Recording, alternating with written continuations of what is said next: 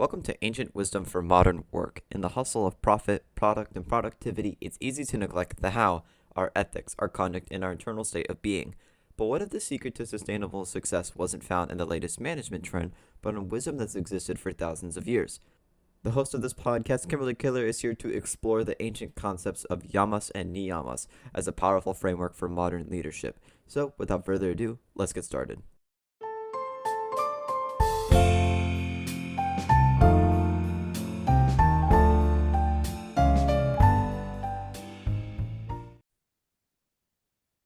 Hello, and welcome to Ancient Wisdom for Modern Work, a podcast designed to help you apply proven lessons from the yogi masters of yesteryear to the work we do today. I'm your host and guide, Kimberly Kaler, and it is my great pleasure to share my insight on how to meld mindfulness into our work world, however you define work, as a teacher, a corporate executive, or a community volunteer. Today's topic is accountability as a practice, a leader's guide to the Yamas and Niyamas.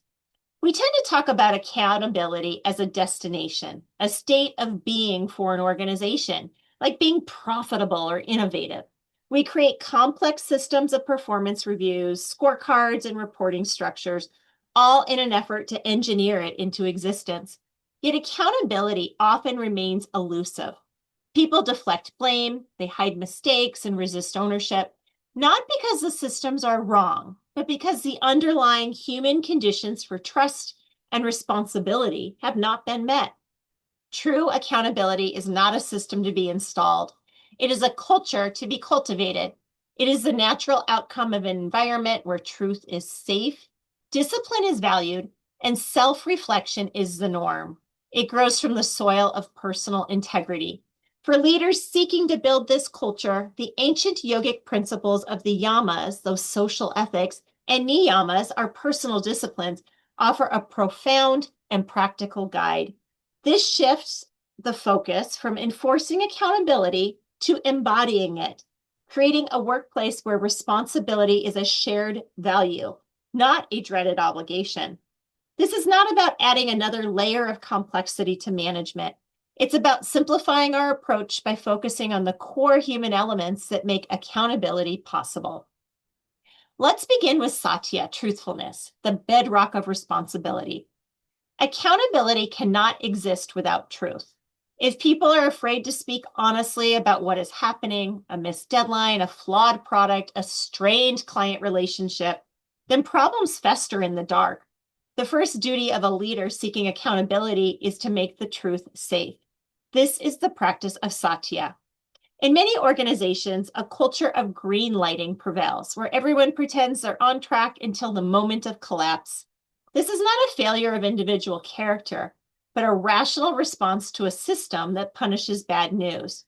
A leader practicing satya flips this script. They celebrate the messenger who brings a problem to light early, recognizing that this act of truthfulness saves immense time and resources down the line. Practical integration, the ugly truth protocol. Create a space where truth is not just welcomed, but expected. So how do we do this? Well, maybe start with meetings and begin them with realities, not just asking for highlights. Ask, what's one challenge or potential roadblock we're facing this week? This normalizes discussing difficulties. Decouple the problem from the person. When a mistake is revealed, your first question should be, what part of our process allowed this to happen? Not whose fault is this? This encourages systematic thinking over personal blame. And then model vulnerability. Share your own mistakes and what you learned from them. A leader who admits to being wrong makes it safe for others to do the same. This is satya in its most powerful form. Let's move on to tapas, or discipline, the fire of follow-through.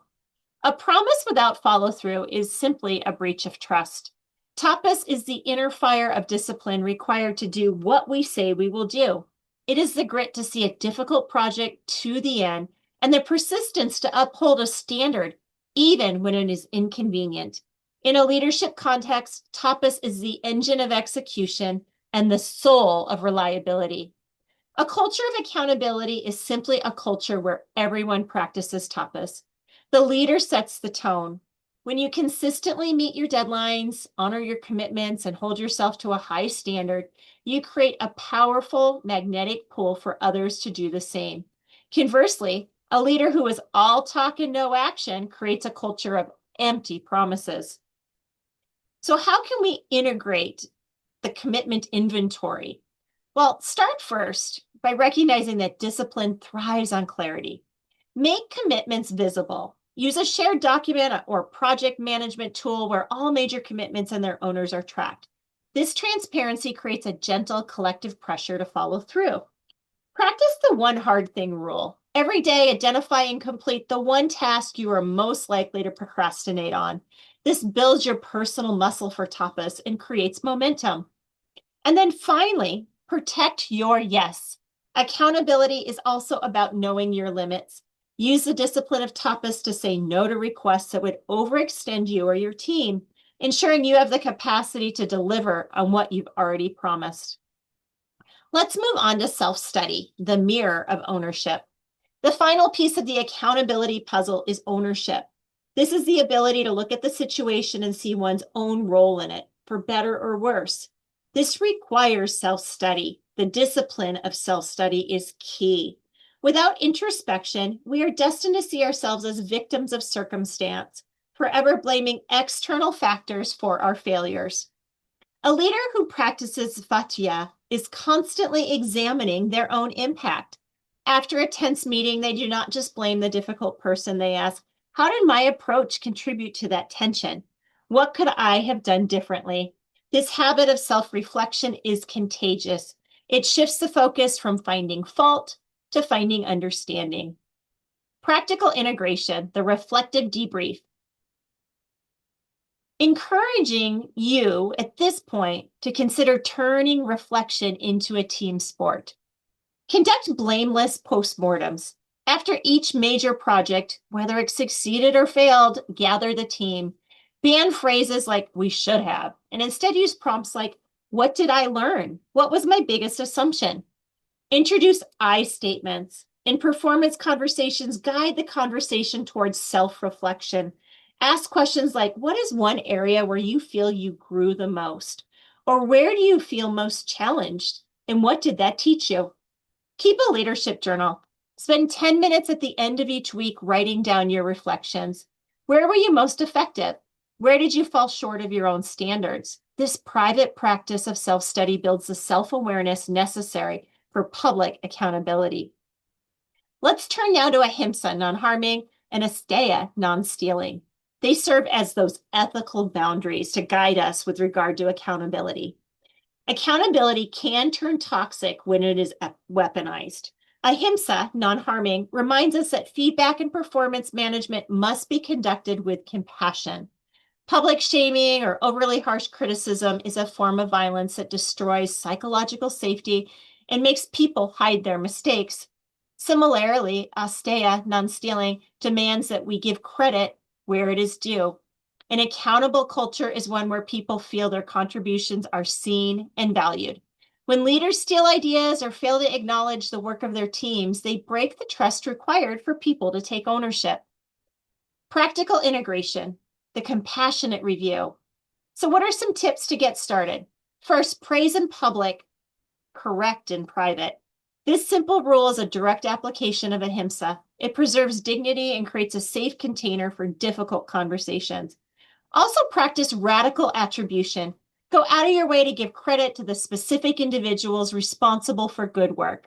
This practice builds a sense of fairness and encourages everyone to contribute their very best. To wrap this up, let's talk about accountability from the inside out. Building a culture of accountability is not about finding the right software or designing the perfect performance metric. It's about fostering the human conditions of trust, discipline, and self-awareness. It starts with the leader, who must first hold themselves accountable to these principles. When a leader embodies Satya, the team learns to speak the truth. When a leader demonstrates tapas, the team learns to follow through. When a leader practices Satya, the team learns to take ownership. By focusing on these internal practices, we create an environment where accountability is not something that is enforced from the top down, but something that emerges naturally from the inside out. It becomes a shared commitment to doing good work honestly and together. Thank you so much for listening to Ancient Wisdom for Modern Work, a podcast designed to meld mindfulness into the work we do. We invite you to subscribe as well as visit wisdomfortheworkwedo.com for additional resources. Until next time, we invite you to consider how you can apply the wisdom yogi masters of yesteryear to the work we do today, with integrity, clarity, and compassion.